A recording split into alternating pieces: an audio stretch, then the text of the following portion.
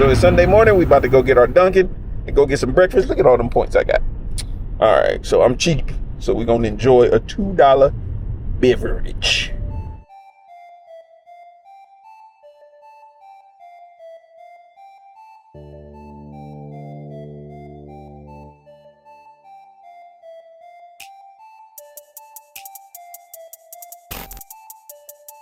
All right, we're about to work on the bike. If you're ever thinking about getting one of these, don't do it. This Savannah cat is evil. Get out, out. I planned on doing more yesterday than just eating, basically. Eating and laying on the couch doing absolutely nothing, but that didn't happen. But today we're actually going to put on my Arlen Ness air cleaner that I picked up from Speedway Harley-Davidson during the garage market. Got an amazing deal on this part, so I couldn't pass it up. So we're gonna throw it on. It didn't come with a cover, but I found a cover to put on here too that I picked up off eBay. So let's get into this job. I don't have a ton of room to work on my bikes in here because I have way too many packed in this one car garage, but we're gonna make do. So you start off with your trusty screwdriver, which I have right here. Take off this cover. It's extremely easy. You can do this yourself. No point in paying for it. There we go. Got this ugly cover off.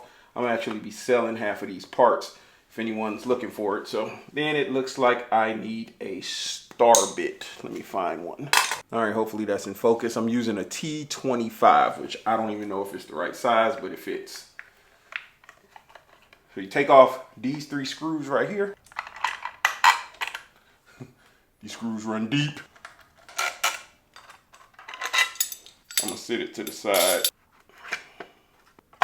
All right, breather hose, original filter, got all that off. And the only other thing left to do is take these 2 bolts out, and then the whole breather will come right off. Never do as I do, but you can see that you can do what I do with the stuff I do it with, if that makes sense. So I don't have a single standard deep socket in here right now, but I got these metrics. This is a 11 mil and it fits. So we're gonna try to get it off with that.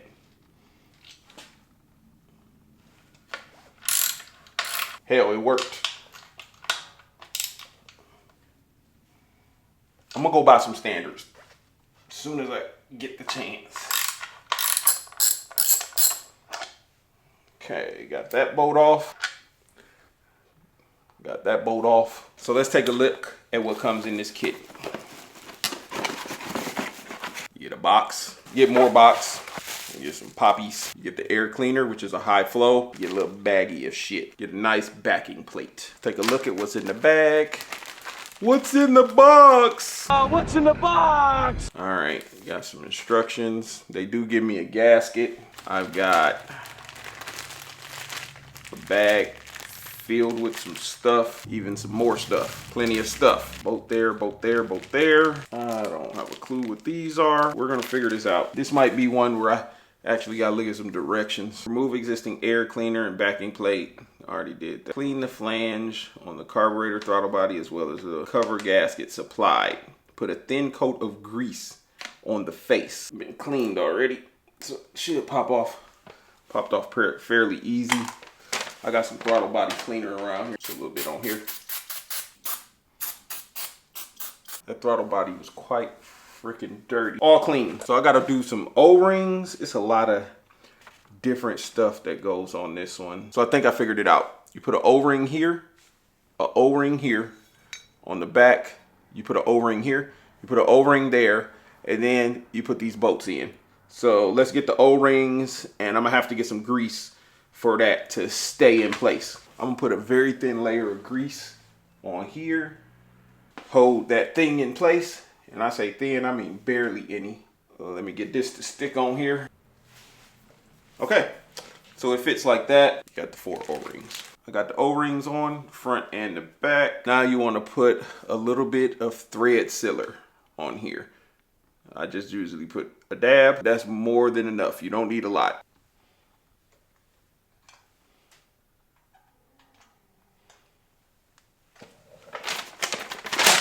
All right, the next step is using blue thread locker on the threads.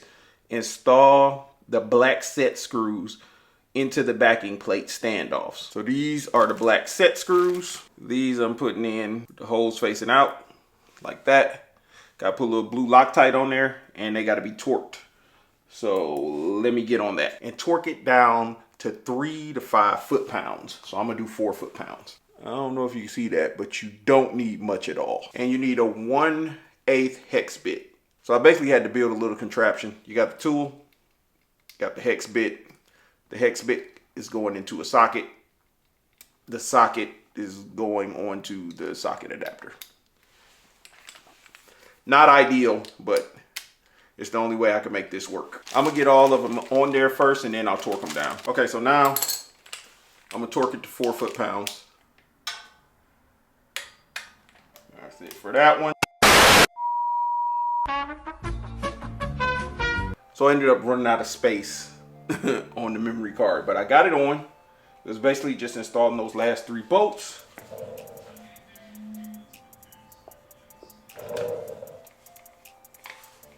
And there you have it. That's the party. New air filter. All that's left now is to ride this shit.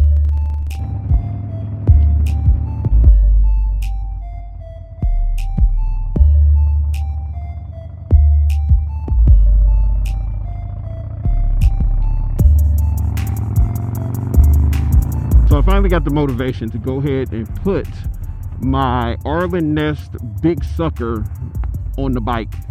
I've had it for like 2 weeks now, maybe a little over a week and a half. I got it from Speedway Harley-Davidson a little bit before their garage market, because you can get some amazing deals during that garage market. And this was one they had in stock for a while. So I got it for a killer price, so I couldn't pass that up.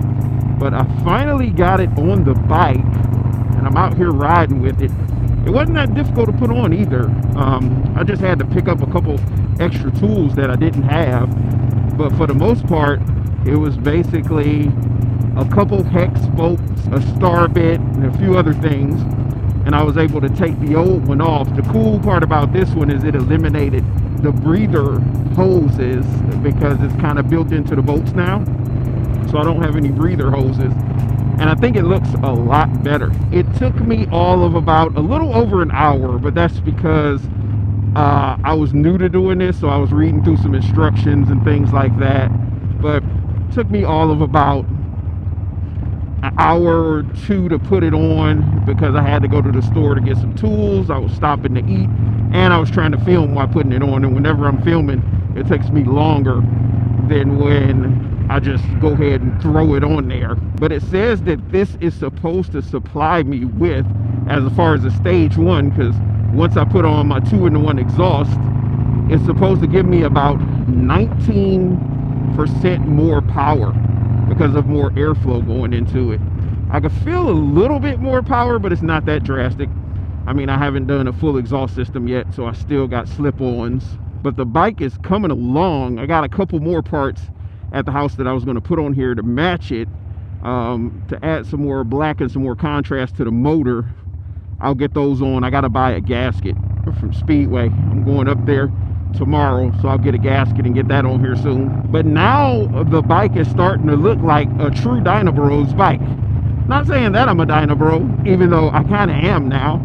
I just don't have the Dyna Bro helmet, which is a Simpson, because I like my AGV a lot more. It's so surprising that when you're at a dead stop, how much a Dyna vibrates. You feel that vibration quite a bit when you're at a dead stop. But once the bike is moving, it's so smooth. Now I blue Loctite everything on a Dyna, because they vibrate so much, and those screws will start backing out. So anything you take off and you put it back on, put some blue Loctite on there, just to save yourself the headache of losing a screw or a bolt.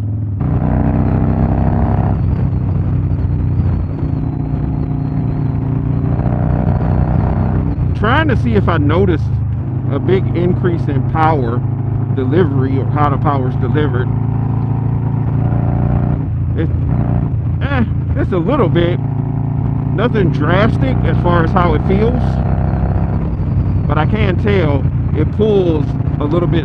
I'd say it's more pulling smoother, like the power feels a little bit more linear, which I don't even know if that's makes sense, because it feels like I've got a little bit more mid-range now too. But I've got to ride with it for a minute to really tell if I notice a difference between this air filter and the previous. And I feel like I'll notice more of a difference once I swap out that exhaust. Look at that vibration when you're at a dead stop. You can just see it. That's that Dyna, baby. That's what them rubber mounted motors will do to you. Oh yeah. Yeah, baby. She got some of that go-go juice. Okay. So even if you ain't like a professional mechanic or don't have any skills working on shit like me, like I'm not a trained mechanic. I'm just too cheap to pay someone to do a lot of things that I do. So I'll get in there and try it. You know, there's nothing wrong with trying to figure out how to do these installs, how to put stuff on your motorcycle yourself. You can do it, and you can save quite a bit of money by doing so. Like, for instance, putting on this air filter. Anybody could do a job like this. Anyone can do a job like an exhaust pipe. On an exhaust pipe job, because I've done multiple exhaust pipes, it's probably about a good 4, 6, maybe like 8 bolts total that you gotta take off and put back on. It's not very difficult. You just have to be patient, not get frustrated, which I do sometimes. I get frustrated a lot. And just take your time. And if you need to step back, take a look at it, look at some notes, something like that, then do that. But you can do these small minor jobs. Like me, I never thought I would be able to put handlebars on my bike. And I did it. I did it myself, ran the wires, disassembled the entire wire harness, you know, depinned them, put them back together. I was able to do that by being patient and being determined to be able to get it done. I haven't even had this bike 6 months, I don't believe. At least I don't think so. Maybe.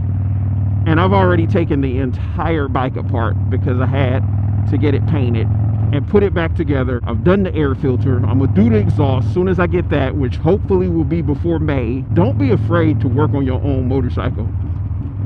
It's yours, especially if it's paid off. Get in there and tinker around, work on your bike, figure out how things work, how things operate. That's one of the joys of owning a motorcycle. Being able to say, yeah, I did that and I put that on myself.